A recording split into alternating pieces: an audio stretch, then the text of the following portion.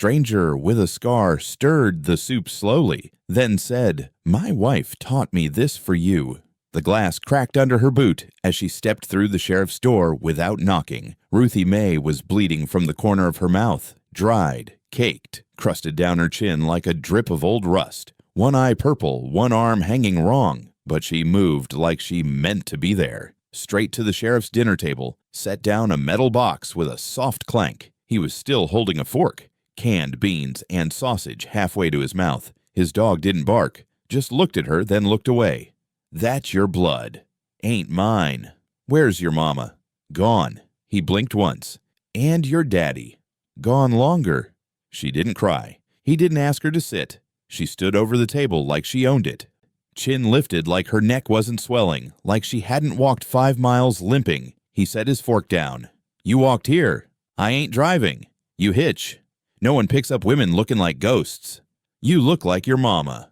You look like a man still breathing who shouldn't be." He stared, then picked up his mug, took a slow drink. "You got her mouth, too. I got her rage. That's worse. That's why I'm here."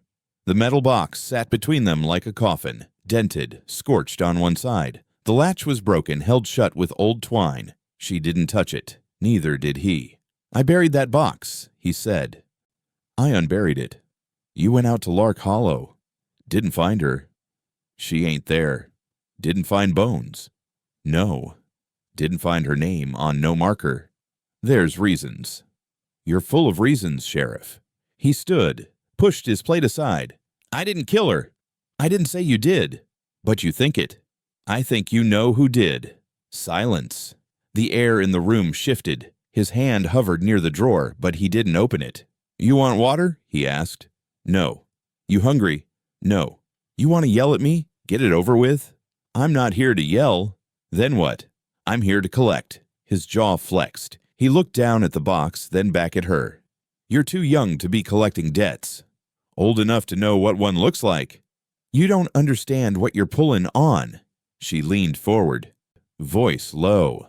"I understand fire. I understand men in suits that don't knock. I understand how folks disappear out here, and the town just shrugs. I understand that my mama warned you something was coming, and you laughed in her face." "I didn't laugh." "You didn't stop it either." He sat down, rubbed his temples. "She was always chasing ghosts. She was hunted, not haunted." He looked up, slow. "What's in the box?" "You tell me." "I haven't seen it since the night we lit the silo." "Thought you said she weren't in the fire." "She wasn't, but what was left of her hopes got scorched that night." Ruthie stepped back, popped the twine, opened the lid. Inside, a revolver wrapped in faded lace, a lock of hair, black and curled, a ribbon with the state seal, and a photograph. 3 men smiling. One of them was him. He stared at the picture. "Where did you get this?" "Behind the boards in the parlor wall. Mama left it for me. Said if I ever came back home and found the house empty and the air cold, to dig there. I thought they tore that house down.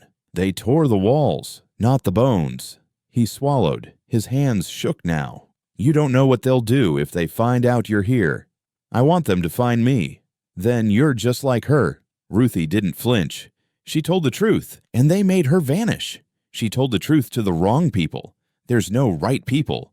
Your mama didn't just uncover some governor's secrets, Ruthie. She dug up curses, old ones, names that ain't said out loud, lines that go back to the war. She messed with something that don't sleep. Ruthie smiled, cold. "Good. I'm wide awake." The sheriff stood again, turned to the window. The sun had gone. Only trees now, shadowed and still. "You can't stay here." "I don't plan to." "Then where?" "I'm starting with the well." He turned slow. "The one out by the orchard?" "Where she used to sit and sing." He sighed. "There's nothing in that well but rust. Rust don't lie." He walked to the door, locked it. "You think you're ready? You're not." "I don't need to be ready. I need to be right." "You want names?" "I want answers." "They're the same out here." He picked up the photograph, turned it over, stared at the date. "She circled this day," Ruthie said. "Yeah," he muttered. "That's when everything started." He looked up at her, finally seeing the blood drying on her lip again. Who hit you? A man. You get him back? Not yet. You plan to? I plan to bury what he came for. His voice dropped. You carrying? I'm her daughter. That ain't a no? She reached into her coat, pulled a silver badge, bent, scorched. Her mother's. He nodded, sat back down. You open that well. You better be ready for what talks back. I already heard it once. He closed his eyes. She told me once, if anything ever happened to her, I was to protect you. I swore I would. You failed. I still can try. She stepped toward the door, picked up the box. No. You're gonna remember. Remember what? Who you used to be. Before you got scared. She opened the door. Cold air spilled in. He didn't follow, just whispered after her. Don't say her name. She didn't. She just walked into the dark. And the sheriff didn't eat his dinner. The screen door slapped shut behind them. Crickets loud. The sheriff walked 2 steps behind Ruthie Mae, flashlight bouncing off gravel. Sweat stained the back of his collar. His boots dragged like he didn't want to reach wherever she was heading. You sure it's out this way? He asked. You asking 'cause you forgot or 'cause you're scared? I'm asking 'cause I remember too much. She didn't look back. You know the orchard dried up after she disappeared. She planted it herself. Trees died same year she did. She didn't die. He didn't argue, just kept walking. The old fence came into view, split rails leaning like tired men. Beyond it, the earth sloped down toward a patch of weeds. In the center sat the well. Round stone, iron lid, chained twice. Lock rusted over. Ruthie stopped. They said she drowned, the sheriff muttered. A lie? You sure? She ain't the drowning type. You sure you want to pull that lid? You sure you want to watch? She stepped forward, crouched, ran her fingers across the chain like it was a memory. The sheriff pulled out his pocket knife and popped the rusted lock with a twist. The lid groaned. They stared down into the dark. Ruthie clicked on her flashlight. The beam cut through the hole, hitting stone, then nothing, then something. Rope, she said. Lower it. You got gloves? No. Use your conscience then. She tied the rope to a branch and dropped the light. It spun slow, clinking against the side. The light caught something near the bottom. Something's down there. Could be trash. Could be a body. He exhaled. She ain't in there. Then we got nothing to be afraid of. She started climbing down. Wait, he snapped. You can't just... I just did. She disappeared into the dark. The rope swayed. His breathing got louder. Inside the well, it smelled like rain and rot. Her boots slipped twice. She didn't stop. Light swung. Dust floated. Then, cloth, bone. She reached bottom, bent close, brushed back a coat sleeve. Something small fell from the fold. A necklace. She picked it up. The sheriff called down. You okay? Yeah. See anything? She stared at the bones. Ribs collapsed like a busted fence. Pants still on the lower half. A belt. A sheriff's badge. State seal. It's a man, she said. What? This ain't her. She held up the necklace. Recognize this? Pause. Then, quiet. Yeah, that was Judge Harrow's. Didn't he disappear same year Mama did? Yeah. They said he ran. They always say that. She dropped the necklace into her pocket and started up. When she climbed out, her eyes met the sheriff's. His mouth was tight. You think she did it? She didn't leave him down there herself. She wasn't strong enough. She was smart enough. He looked away. Someone wanted both of them gone. She just came back slower. They sat on the edge of the well. Moonlight made the weeds shimmer. You remember the day she disappeared? She asked. He nodded. She was supposed to testify. Supposed to. She had files. I never saw 'em. She had names. So do I. You speak 'em? No. You afraid? Not for me. For who then? He didn't answer. I think she brought him out here, Ruthie said. Judge Harrow. I think she was going to trade him for protection. Makes sense. But something went wrong. Everything went wrong. She looked back down the well. That necklace means something. It's a symbol. Of what? Power. Then I'm keeping it. She stood, started walking. He followed. You planning to dig up every lie buried out here? I already started. You won't like what you find. I already don't. Your mama's story, it doesn't end clean. Neither will mine. They reached the fence line. The sheriff's truck sat parked in the distance, one headlight flickering. You gonna report this? She asked. Missing judge from 20 years ago? Man of the law, badge and all. Nobody wants him found. Then maybe he deserves to be. Justice don't work backward. Then maybe it ain't justice. He lit a cigarette, flicked the match into the dirt. You gonna start something you can't stop? I'm already in it. You want my help? No. You'll need it. Then offer it right. He exhaled smoke. I'll make some calls. To who? People still breathing. People who remember. People who owe. Yeah. They stood there, watching nothing. I used to sit by this well when I was little, she said. I remember. She'd sing while I drew pictures in the dirt. She had a good voice. She only sang when no one was around. She never trusted crowds. Guess I'm like her then. He nodded. You think I'm crazy? No. You think I'm wrong? No. You think I'll die for this? I think you already decided you would. She climbed into the passenger seat, looked at her hands. Dirty. Small bones still in her pocket. He slid behind the wheel, turned the engine. You really want to know what happened to her? He asked. I need to. He didn't speak for a long time. The truck rolled down the dirt road slow. She came to me that night, he finally said. Why? Same reason you did. What did she say? She said they were watching, that they already knew she was going to talk, that she couldn't run anymore. And you? I told her I couldn't help, that I had a badge but no power. She believe you? No. Did you try? I tried to survive. Ruthie stared out the window. Trees blurred past. You still think she's dead? No. Why? She's in your voice. She didn't answer. Back at the house, she stepped out, looked down the road like someone might be coming. Keep that necklace safe, he said. I will. It opens doors. Good. I'm kicking 'em in. She walked toward the woods behind the house. Not fast, like she was listening. The sheriff didn't move, just watched her go. The well behind them stayed quiet, but the dirt around it wasn't settled. Not yet. The bell above the diner door gave a weak ring as Ruthie Mae stepped inside, soaked in well water and silence. Her boots left wet prints across the linoleum. One table was lit. The rest sat in shadow. Behind the counter, no one moved. The cook was gone. The waitress, too.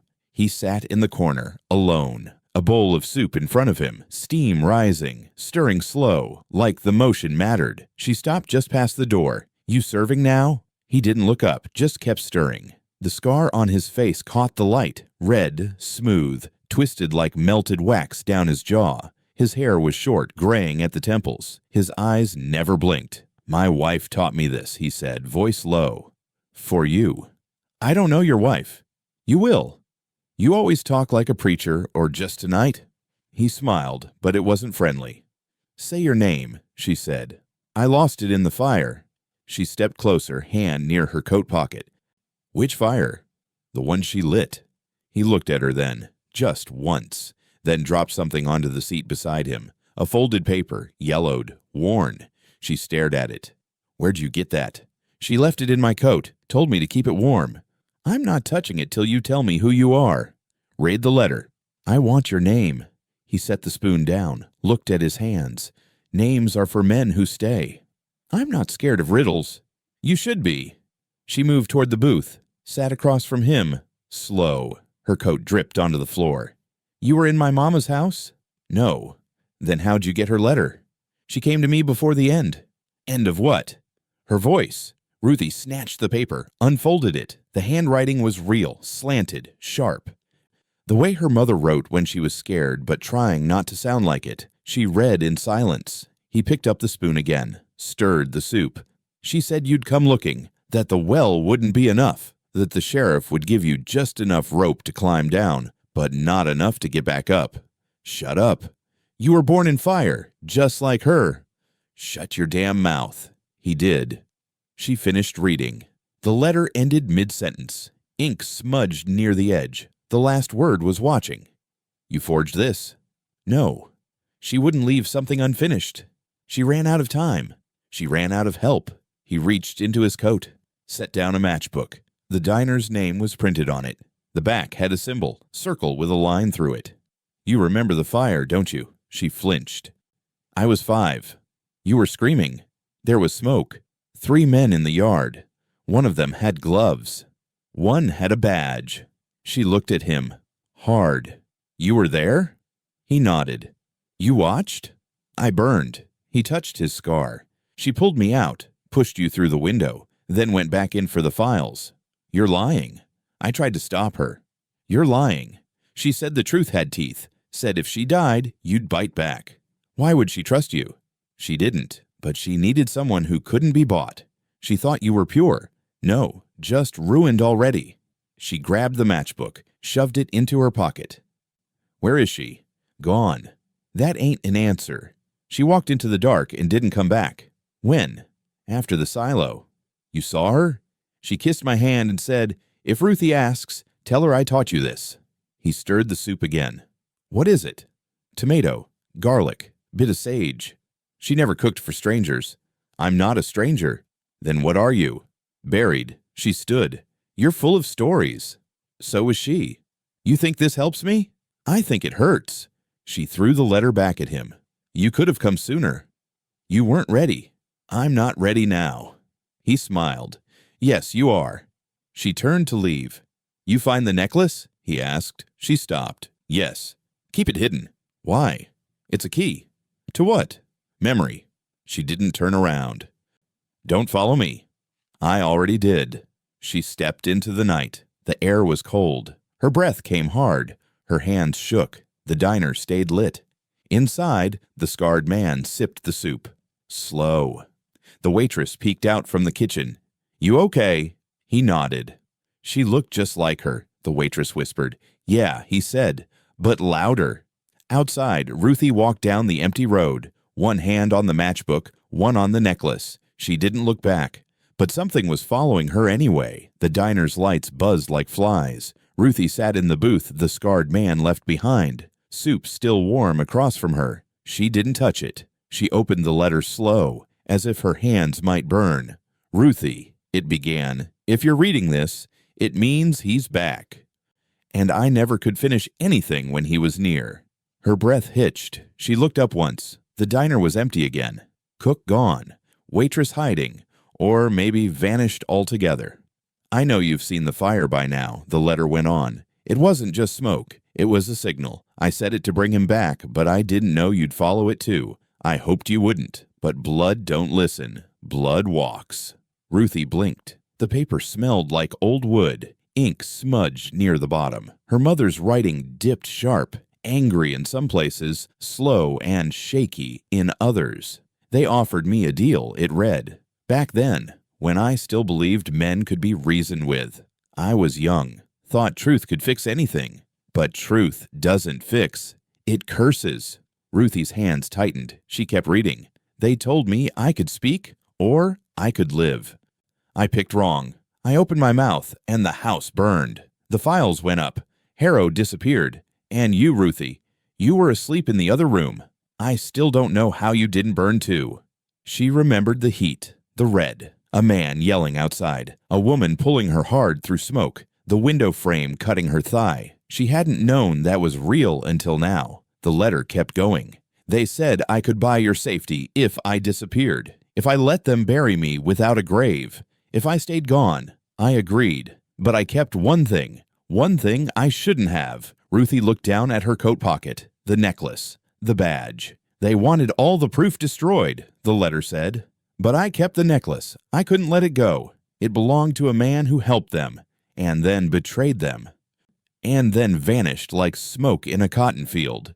She reached in and touched the cold metal. That necklace opens doors, Ruthie, the letter warned. But it also opens mouths, old mouths, ones that remember me, ones that remember you, even if you don't remember them. Ruthie paused, her chest tight, a sharp ringing in her ear. You were never supposed to know any of this, it read.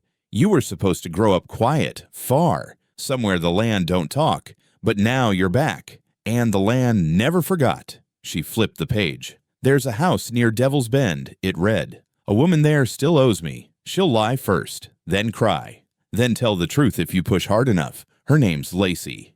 Ruthie whispered it. Lacey. She knew everything, the letter said. She knew who gave the orders, who wore the robes, who held the matches. She buried the list in her husband's shed, under the false floor. That list burns brighter than any fire. Ruthie's hands trembled. The final paragraph was stained. Ink blurred, but she read what she could. If you're reading this, it means they saw you. Means they know. I tried to keep the deal. I did, but it wasn't enough. They never just wanted silence. They wanted my memory gone. Yours, too. A single word at the bottom, half gone. Watching. She stared at it. Long. The letters uneven, as if her mother's hand had jerked. She folded the paper slow, tucked it inside her coat. Then the lights in the diner flickered. A sound, like boots on tile. She turned fast. Nobody. She stood, fast, heart pounding, walked to the door. Outside was dark, but the sky had changed. Cloudless now. Wind died. Air still. She started walking, fast. Half a mile down the road, she heard gravel shift behind her. She spun. You lost something, a voice said. The scarred man stood 10 feet back, one hand holding her mother's lighter. I didn't drop that, she said. You left it in the booth. I didn't mean to. You were thinking. Don't follow me. I'm not. I'm waiting. For what? For the truth to sink in. She stepped toward him. You knew about the deal? I helped carry her out the night she made it. She didn't die. No, but they think she did. They need to. She said you burned. I did. You still working for them? No. Then why you here? Because someone else woke up too. Who? Judge Harrow's son. Ruthie flinched. He don't have a son. He does. Quiet type. Grew up out west. Been watching the county for years. What does he want? His father's name cleared. Then he's looking in the wrong well. No, he's looking in the right one. But he don't want the necklace. He wants you. Why? Because your mama didn't just break the deal. She rewrote it. With blood. Ruthie took a step back. I don't believe in curses. You don't have to. She turned, walked away. Behind her, the scarred man didn't move. Go to Lacey. He called. Before they do, she kept walking. By the time she reached her mother's house, the sky was the color of gunmetal. The porch groaned under her weight. Inside, dust coated everything. She sat at the kitchen table, pulled the letter out again, read it twice more. Each time the last line looked different, like the ink moved. She closed her eyes. A voice in her head, her mother's. Don't look for me. Just look at them. She whispered it aloud, then stood. She opened the drawer under the sink, found her mother's old revolver, rusty. 2 bullets. She checked both. Then she packed a bag, folded the letter one last time, slipped it into her boot. Before she left, she opened the window. The air smelled like something waiting. She stepped into it and never looked back. Ruthie kicked the sheriff's office door open hard enough to rattle the blinds. She held the letter like a knife. His head snapped up from the desk. Coffee spilled on his paperwork. You knew. I didn't know enough. She dropped the letter onto his desk. Her finger jammed the last line. She warned me. She warned you. She said they'd come back. She warned a lot of people. You stood still. I had to. You watched her burn. I didn't light the match. You let them cover it. I didn't have a choice. You still don't, she hissed. Name them. He didn't blink. You want ghosts or men? Aren't they the same? He pushed back from the desk. The chair creaked. He stood, walked to the wall where a map hung. County lines, red pins, blue tacks. Judge Bennett, Reverend Coyle, Governor Latham. She crossed her arms. You just saying names now? Those are the names. They were at the fire? He nodded. All 3. Together? Not by accident. Why? Because your mama was louder than they liked. She paced, jaw tight. You sure about them? I'm sure enough to be scared. What do they hold? Bennett holds the courts. Coyle owns the souls. Latham owns the land. She stopped. They all wear badges. Of different kinds. Thought Latham was retired. Power don't retire, Ruthie. It just switches chairs. She stepped closer. What did they do to her? He didn't answer. She grabbed his collar. What did they do? They silenced her. How? He looked down, first with fear, then with fire. She let go. You stood there. I was young. You were armed. I was outnumbered. You were hers. He met her eyes. I still am. She pulled a switchblade from her coat pocket, pressed the tip to her thumb, drew blood slow. He flinched. What are you doing? Writing the names. She dragged the blood across a yellow legal pad. 1, 2, 3. She underlined each one in red. He sat again, face pale. What's the plan? He asked. Visit 'em. Say what? Say I ain't scared of ghosts. They'll kill you. Then I'll die loud. You think anyone will listen? They'll remember. He reached for the pad, looked at the names. You know what you're doing? No. You ready for what's coming? No. You carrying? Yes. He opened the drawer, pulled out an envelope, thick, heavy. Here, he said. Insurance. She took it. What's in it? Copies, pictures, things they forgot to destroy. She tucked it into her coat. You kept this all these years. Guilt don't burn easy. She walked to the door. You hear anything, he said. You call me. I won't. Ruthie. I said I won't. He stood. You're walking into something worse than you remember. She looked over her shoulder. I don't remember it.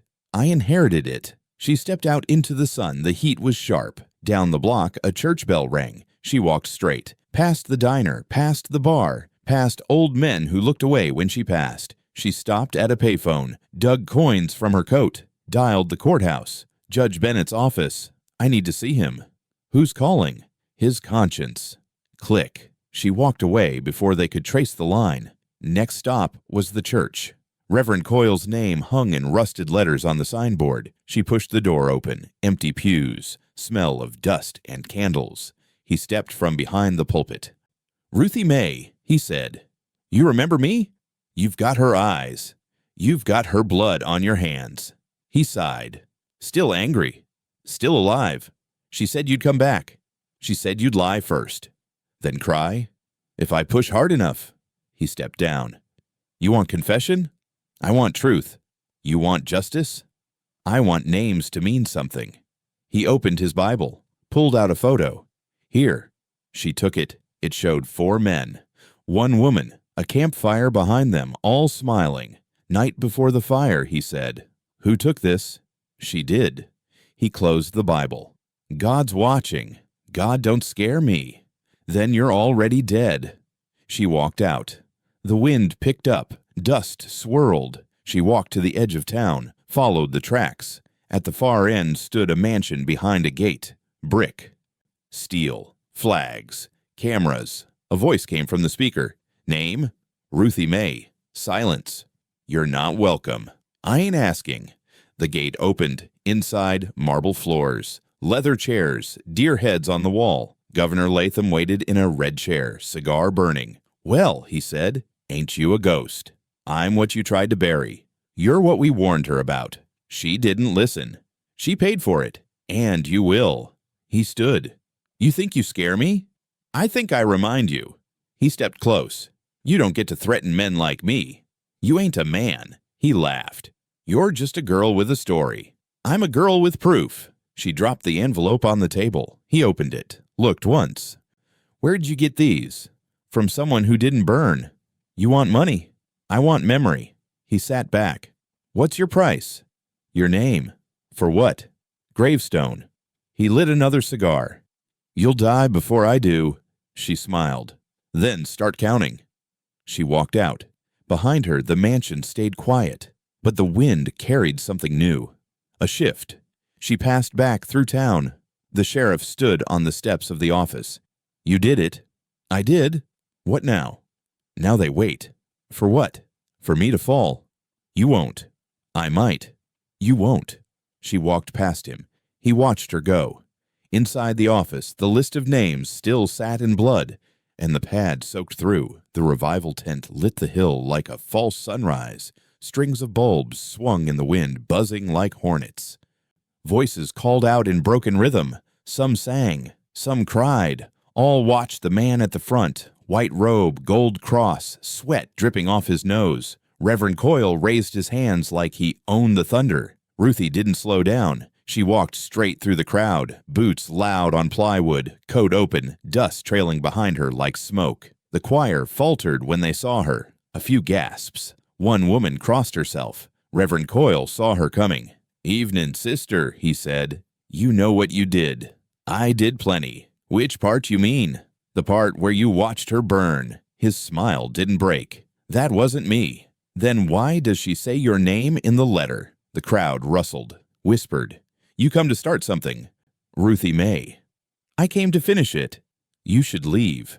"You should confess." He stepped down from the stage, robes dragging. "You always had her fire. You always had her blood on your hands." He stopped a few feet away. "I buried that life long ago." "Did you bury the truth with it?" "The truth ain't yours to carry." "Neither is God." He narrowed his eyes. "You don't get to rewrite Scripture just 'cause you bleed." "I ain't here for Scripture." "Then leave my tent." "Not without the box." The choir fell silent. "You shouldn't know about that." "I know it's in your trailer." He stepped closer. "You touch that box. You open things you can't put back." She didn't flinch. "I already opened the well." He looked at the crowd. Some stood, some sat, all frozen. "Y'all stay," he said. "I'll be back." He led her out the back, toward the rusted trailer parked behind the tent. They walked in silence. His boots dragged. Hers didn't. He opened the door, stepped aside. "Ladies first," he said. She walked in. It smelled like sweat and mothballs. Crosses on the wall. Bibles stacked in uneven piles. A photo of Coyle and the governor on a fishing boat. "Where is it?" she asked. "Floorboard, under the stove." She pulled the stove aside with one hard yank. The linoleum tore. Wood beneath. Scratched. Worn. She pried it open with her knife. Inside, dust, cobwebs, a green metal box with rusted corners. She pulled it out. Key? Back of the closet. Shoebox with the false lid. She found it, unlocked the box, opened it. Reels, 4 of them. Film, brittle with age. No labels, no dates. "You got a projector?" He nodded. She set one reel on the machine. Clicked it on. The fan whined. The image hit the stained sheet nailed to the wall. Black and white. Grainy. A woman tied to a wooden post. Hands bound. Head down. Flames near her feet. Ruthie's breath stopped. The camera panned. Men circled her. One in a sheriff's hat. One in robes. One wearing a state pin. "You see now?" Coyle asked. "Shut up." The film crackled. The woman looked up. Eyes swollen. Lip bleeding. She looked straight at the camera. Ruthie stumbled back. "She looks like—" "She's her," Coyle said. "No, I mean she looks like me." He sat on the bed. "Quiet now." "She begged us," he said. "Begged to let you go." "And you didn't?" They said one or the other. Her or the evidence. She was the evidence. He didn't respond.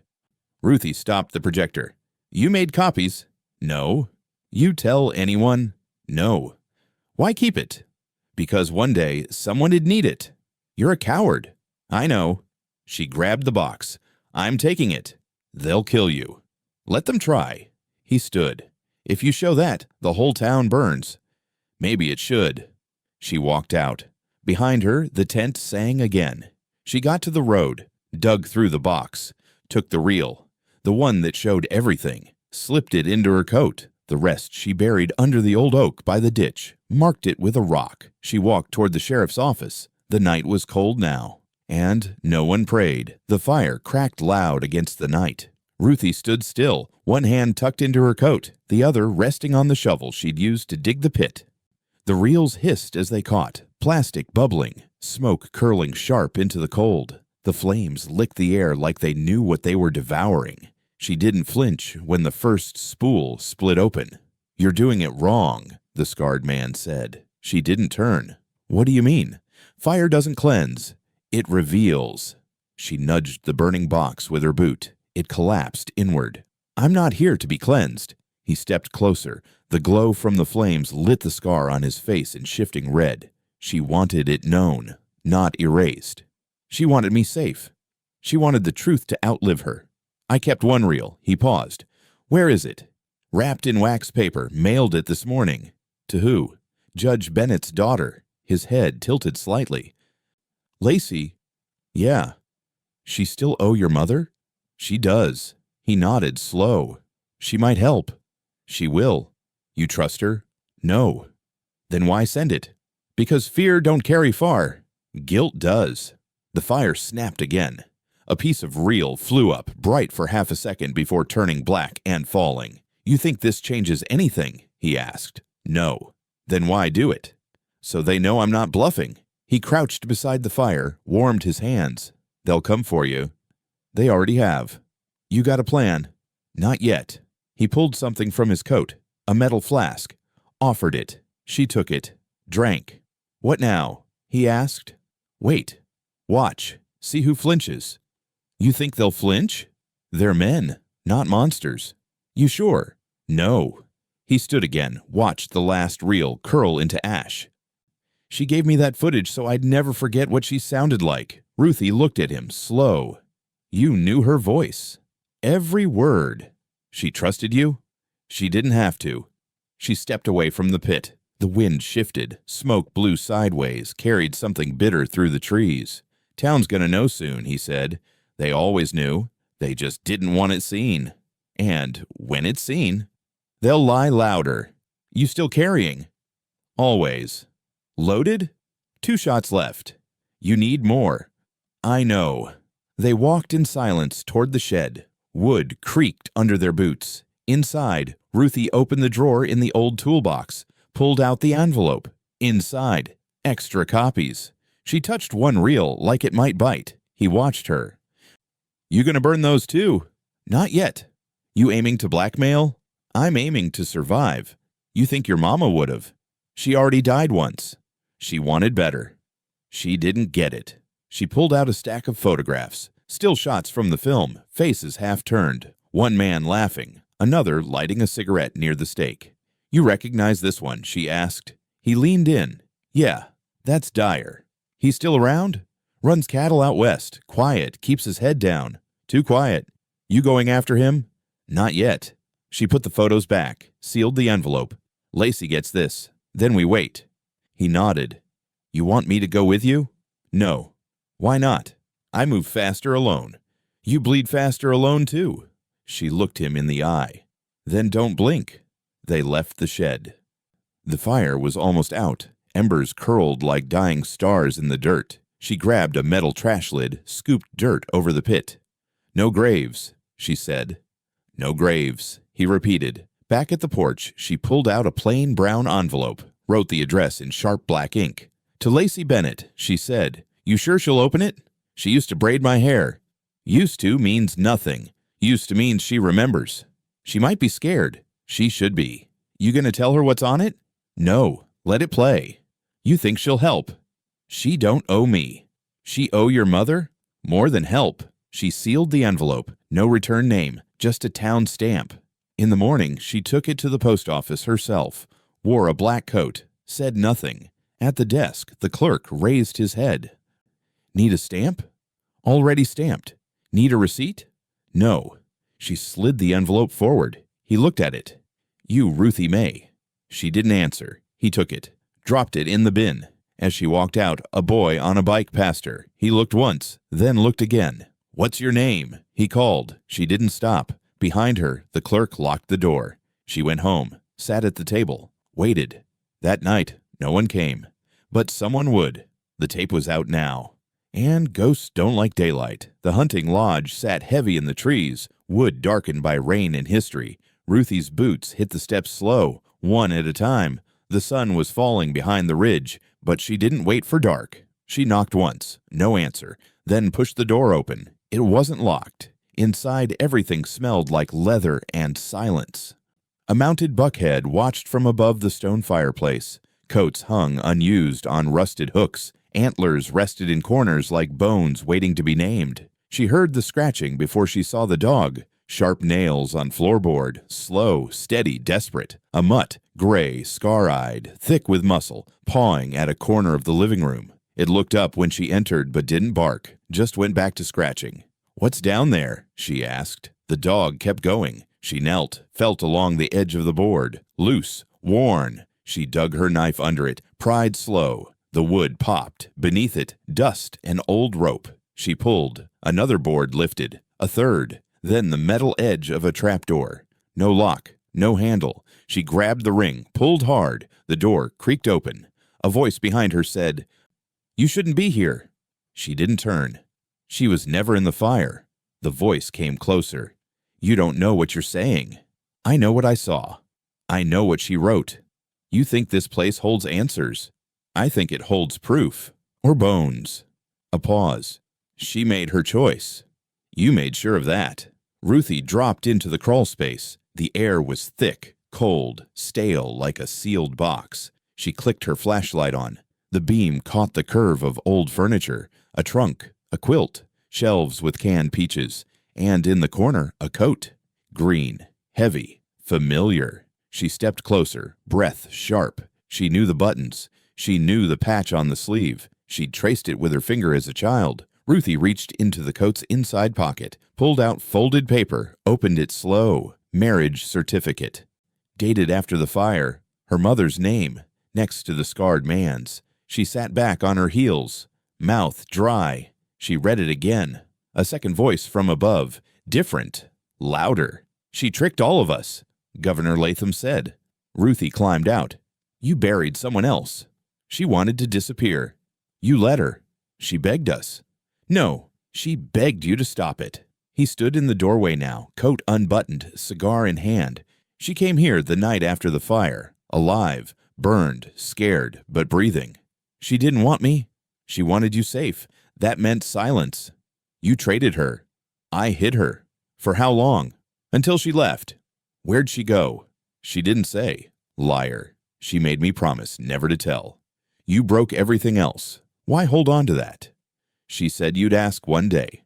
And I'd have to look you in the eye and tell you I was afraid of her." Ruthie stepped closer. "You should have been." He didn't move. "She said you had her hands," he muttered. "I've got more than that. You're going to bring it all back. It never left. You think this place will protect you. I think you're out of places to hide." He stepped aside. "You gonna shoot me?" "I don't need to." He looked at the coat in her hands. She kept it close, even in summer. "She ever talk about me?" "Only when she drank." "What did she say?" "That your voice made her knees shake." Ruthie swallowed. He turned, walked to the liquor cabinet, poured whiskey. "No offer." "You know who we buried?" he asked. "No." "A drifter. Jane Doe. Burned beyond naming. You burned her to hide what you did. She was already dead. But not my mother." He drank. "She was alive. But she was already gone." Ruthie held up the certificate. "You know him." "I knew of him." "She married him." "She trusted him." "Why?" "Because the rest of us wore uniforms." She folded the paper, tucked it in her coat. "I'm taking this." "I figured." She turned for the door. "You think people will believe it?" he asked. "They will. Truth don't win in towns like this." "No," she said. "But it outlives the liars."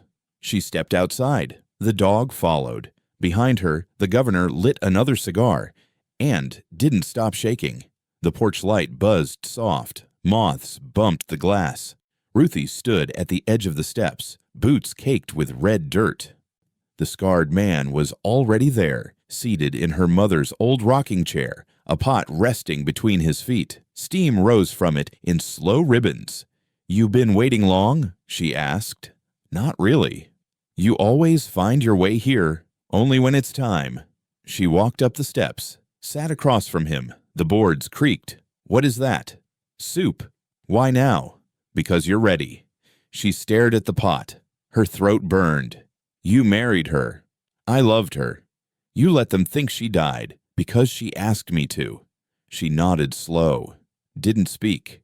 He reached for a spoon, stirred the soup gentle like it meant something.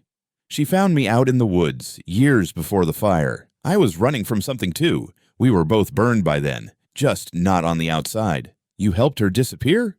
"She helped herself." "I just cleared the road." "You knew she had a daughter." "I knew she left you behind to save you." "Doesn't feel like saving." "She said you'd say that." "What else did she say?" that when you tasted this, you'd remember. He ladled soup into a small chipped bowl, held it out. She didn't take it. What's in it? Garlic, salt, bit of sage. That's the part she added. Ruthie reached out, took the bowl, held it close. I watched her cook this when I was small. You were smaller than you remember. She'd hum when she stirred it. She hummed when she was scared. Ruthie raised the spoon to her mouth, sipped. Her eyes filled without warning. She set the bowl down fast. She's gone, she said. Not from you. I forgot her voice. It's in your sleep. I forgot her laugh. It's in your throat. She never came back for me. She wanted to. She didn't dare. Why not? Because coming back meant bringing hell with her. I could have handled it. You were 5. She looked away. The soup cooled between them. She write you? Every week. What did she say? She asked if the orchard still bloomed, asked if your teeth came in straight, asked if the dog still limped, said she dreamed of the well sometimes, but in her dreams it was full of feathers. Ruthie wiped her face with the back of her hand. Where'd she go? A cabin. 3 counties south. No one came looking. Did she watch me grow up? From a distance, sometimes in town, sometimes in the woods. She saw me. She saw you laugh once and had to leave before she screamed. Why'd she marry you? She needed something solid. I was what was left. She love you? In pieces. Same way she loved the world. Ruthie looked at him for a long time. You know she didn't die in that fire. I do. But someone did. I helped carry the body. I never knew her name. Does it bother you? Every night. They sat in silence while the wind shifted through the trees. She taught you this for me? Ruthie asked. She stirred it slow, said one day you'd come knocking and I'd know what to do. She say what to tell me. Just one thing. He leaned forward, spoon still in hand. She said, tell Ruthie the curse wasn't blood, it was silence. Ruthie closed her eyes. She used to say that to herself when she thought I was sleeping. She wanted you to remember the sound of truth. She should have taken me with her. She didn't want you to live like she did. She left me in the fire. She pulled you out first. Ruthie opened her coat, took out the marriage certificate, set it on the table between them. I found this. He looked down. She kept it under her coat till the end. You still love her. I never stopped. Did she love you when she died? She loved you more. She reached for the bowl again, sipped. It tasted like memory. She didn't cry this time. She ever want to come back? Every day. Why didn't she? Because she didn't trust what this town would do to you. I don't trust what this town did to her. She said you'd burn it all down if they pushed you. She was right. He stirred the pot again. There's one thing she didn't put in the letter. What's that? She said if you made it to me and you ate the soup and you didn't run, then you were ready. For what? For the names she left buried. Ruthie met his eyes. Where? Back of the cabin, beneath the floorboard where she kept her shoes. Is it still standing? For now. She stood. Come with me. No. Why not? I already lived it. You owe her. I paid with 30 years of silence. She turned toward the steps. He called after her. Ruthie. She paused. She said your footsteps would sound like hers. She didn't speak, just kept walking.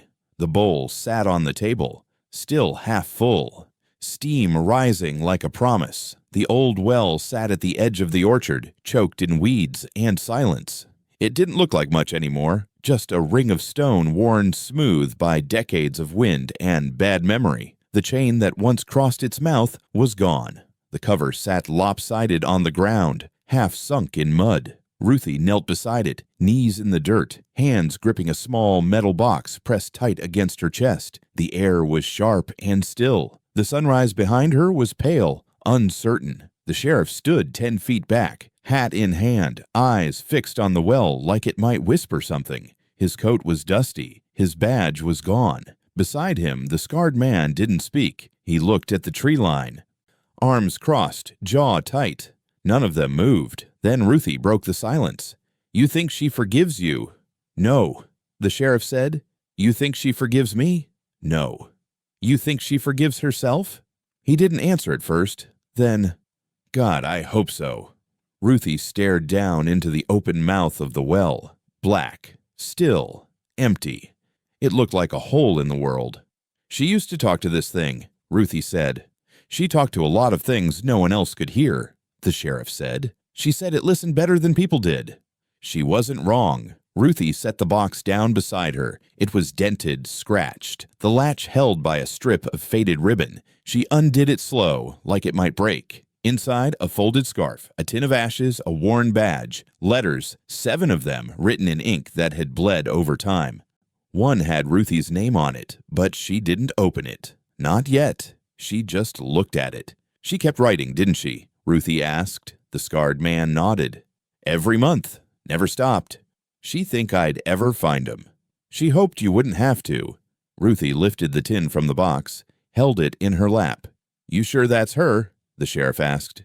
No, Ruthie said, but it's what's left. She pulled back the cloth she'd brought, laid it flat beside the well, placed the tin, the letters, the scarf on top. She folded them together, wrapped the bundle tight, and set it in the dirt. She didn't want a grave, Ruthie said. I know, the scarred man said. She said graves were for pretending things stayed buried. She said graves were for cowards, the sheriff added. Ruthie picked up the shovel. The hole had already been dug that morning. She stood and stepped to the edge, dropped the bundle in, watched it fall soft into the dark. She started to shovel slow, one scoop at a time. No one offered to help. She didn't want them to. When it was done, she pressed her boot to the mound, smoothed it. No marker? The sheriff asked. She's not under it, Ruthie said. She's in it. The wind moved through the trees behind them. Not a hard wind, just enough to stir the branches, the kind of sound that made people stop talking. The scarred man stepped forward, held something out. A folded paper, yellowed. What's this? Ruthie asked. A map. One more thing she left. She took it, opened it. One red X at the far edge of the orchard, a spot she hadn't walked since she was a child. What's out there? The cabin. I thought it burned. It didn't. She just said it did. The sheriff cleared his throat. What's in the cabin? She left the names, the scarred man said. The real ones. She already gave me names. Not the ones that matter. She said names don't save you. They don't. But they bury the right people. When used right. Ruthie folded the map, slid it into her coat. You think it'll be there? If it ain't, you'll know she wanted it found. The sheriff stepped closer to the well, looked down. I remember the day she left town, he said. She came to me that morning, said she wasn't scared of dying, just scared of fading out like a lie. You let her go, Ruthie said. I let myself stay. That's worse. I know. The sheriff pulled something from his pocket. A silver button. This was from her coat. I found it in my drawer last week. Been there since '89. I think she left it. Or you stole it, Ruthie said. Either way, it's yours now. She didn't take it. He dropped it at the base of the well. The scarred man crouched near the mound, touched the soil. She said this spot was older than town, said the land here listens. It remembers too, Ruthie said. You believe that? I do now. He stood again, looked at her. She'd be proud. She didn't know what I'd become. She hoped you'd be louder than she ever could. I'm not loud, Ruthie said. I'm just done being quiet. The sheriff took a step back. So what now?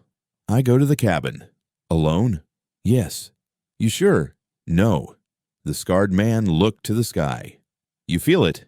He asked. What? Something ending. No, Ruthie said. Something starting. The wind kicked harder now, blew dust from the well's rim. A tree moaned behind them like it had held its breath too long. The sheriff looked back toward the road. They'll come for you, he said. I want them to. You want revenge.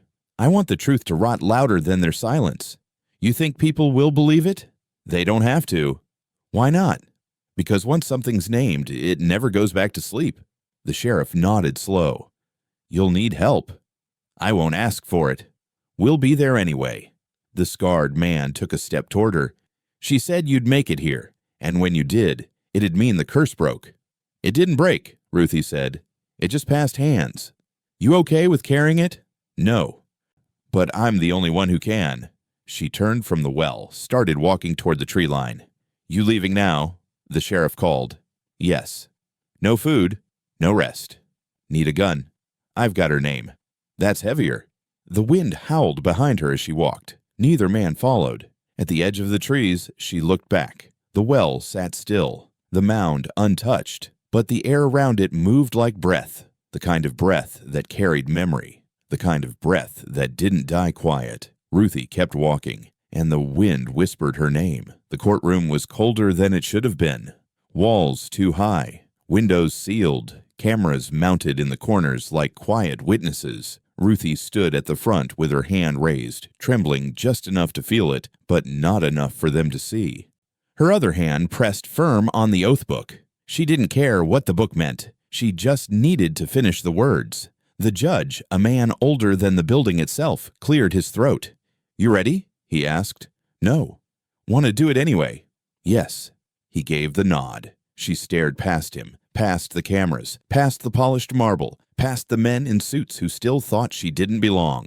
"I, Ruthie Mae Holloway." A shutter clicked. "Do solemnly swear." Another flash. "To uphold and protect the law of this office." A cough, a shifting chair. Not just for the powerful, but for the silenced. It landed like a hammer. The room didn't know what to do with it. She didn't smile, didn't pause, didn't thank anyone. She stepped back from the podium and let the silence stretch. Someone clapped, then a few more. Then a dozen. It sounded polite, cautious, like they weren't sure if she was real. A reporter broke through the noise. "Why now?" he asked. She turned her head just slightly. "Because silence is a curse." Another voice, sharper.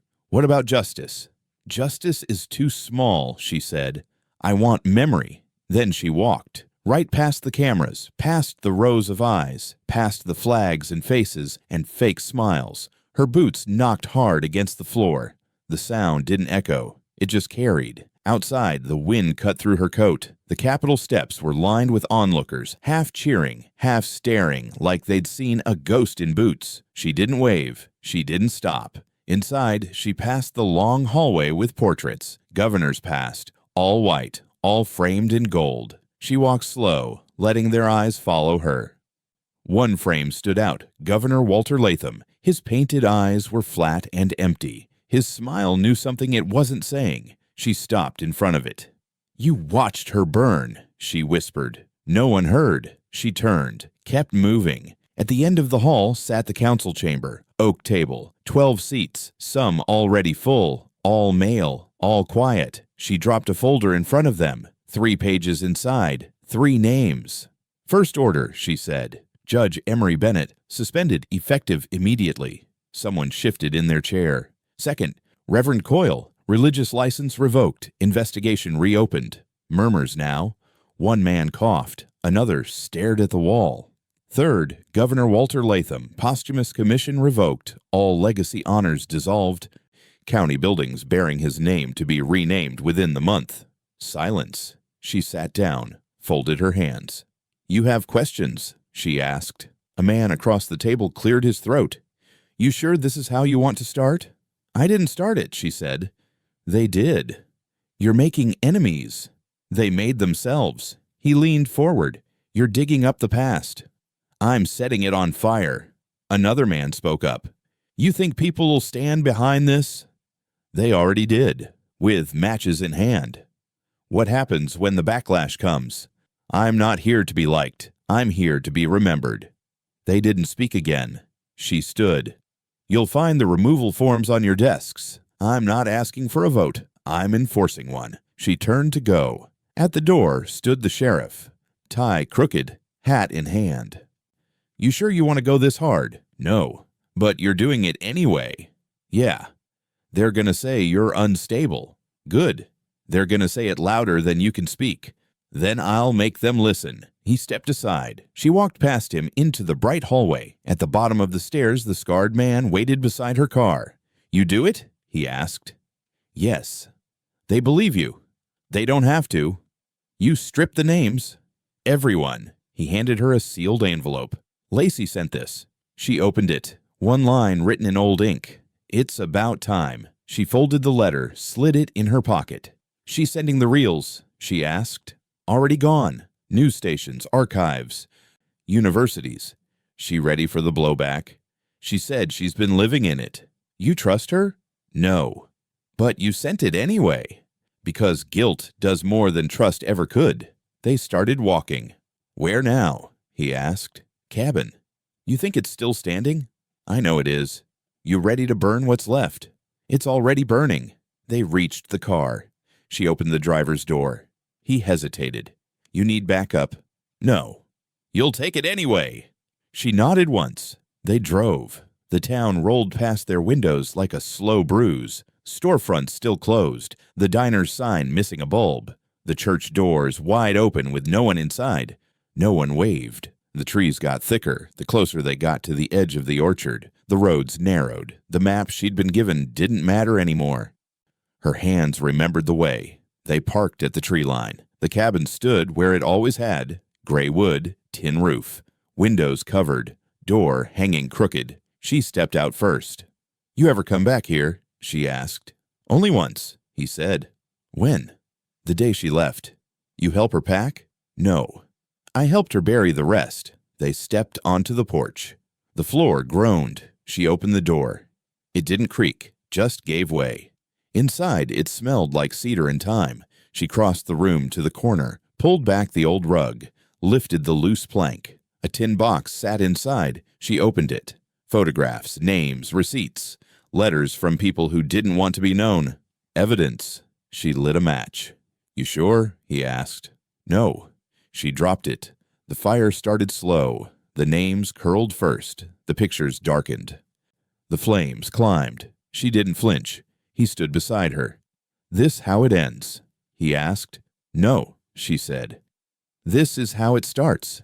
The fire cracked loud. The wind pushed smoke through the open window. She watched it burn. She didn't look away. The flames cracked soft in the fire pit behind the house. A pot hung steady over the heat, suspended on iron hooks, steam curling up like breath. The girl stirred it slow, wooden spoon moving in careful circles. Her knees were tucked under her, her sleeves rolled, her brow furrowed in the same way Ruthie used to frown when the garlic stuck to the bottom. Ruthie sat in the old rocking chair near the well. Her hands rested on her knees. The chair creaked with every shift, the sound familiar, like it never left. The orchard had mostly taken itself back. Trees leaned wild now. Grass climbed the porch steps. The well sat sealed, but not forgotten. The girl looked up. Is it too thick? She asked. You tell me. She dipped the spoon, tasted it off the back. It's good. Who taught you that? Ruthie asked. You did. And who taught me? The girl paused, then smiled. Grandma. Ruthie nodded. Her voice caught in her throat before it came out. That's right. The girl went back to stirring. Was she nice? She was sharp. Was she pretty? She was fire. The girl squinted. That means she was mean. No, it means she didn't waste time pretending. The fire popped. The girl wiped sweat from her brow with the back of her hand. She ever come back here? Once. Did you see her? No. But you knew. I knew. She stood, walked slow to the fire. The girl stepped back, let her stir. Ruthie leaned down, closed her eyes, breathed deep. The smell wrapped around her like an old coat. You put sage in it? The girl grinned. You always say that's the part that makes it real. Ruthie tapped the spoon twice on the rim and handed it back. You remember it all. I try. They sat by the fire, side by side on the ground, legs crossed, boots off. The girl spoke first. You think she'd like me? She'd see herself in you. She'd say that was good. She'd say it was dangerous. The girl laughed once short. Why dangerous? Because women who remember don't get left alone for long. They watched the fire in silence for a minute. The girl turned to her. Do you miss him? Ruthie didn't answer right away. Which one? The man with the scar. Yeah. Was he family? He was what stayed when everyone else left. The girl stirred the soup again. Slow. You think he died? I think he knew when it was time to leave. Did he teach you this too? No, but he made me pay attention when she did.